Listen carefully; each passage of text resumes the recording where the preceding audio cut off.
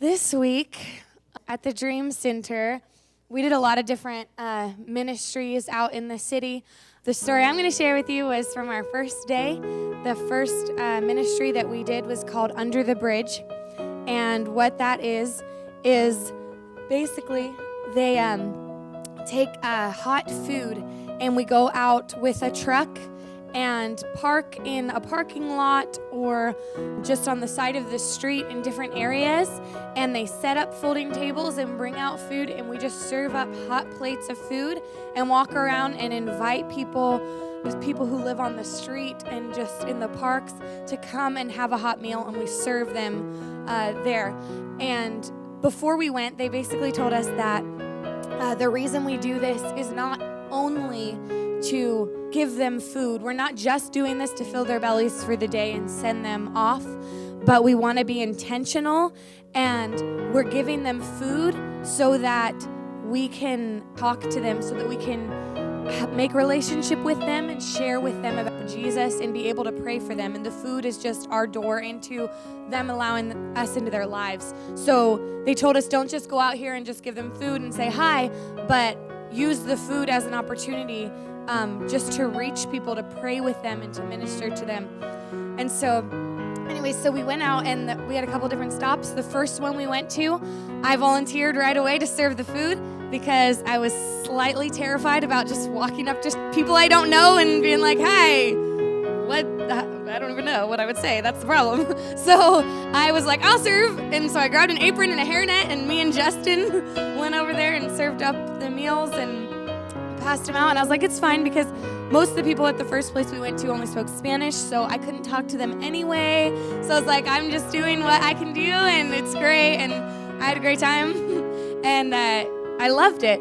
And so then we went on to go to the next place, and basically it was kind of the Lord, and I was like, okay, this is the first day. I'm a little scared of all of this, but I know this is what I want to do. I want to be able to grow and to talk to people.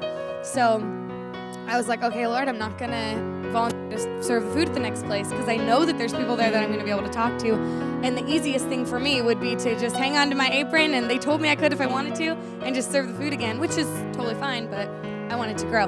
So I put my apron back in the truck, and when we got there and they asked for volunteers to serve the food, I just kept my hands down. I was like, nope, I'm not doing it. And so the guys all here volunteered to serve the food, and I was like, all right, I'm just going to go and walk around and talk to people, invite them to come eat, and I don't know, just talk to them. So they started serving, and I just stood there like this in front of like the food tables here, and I just stood here, and there's a line of people, and I was just like, okay, now what do I do? Like, all right.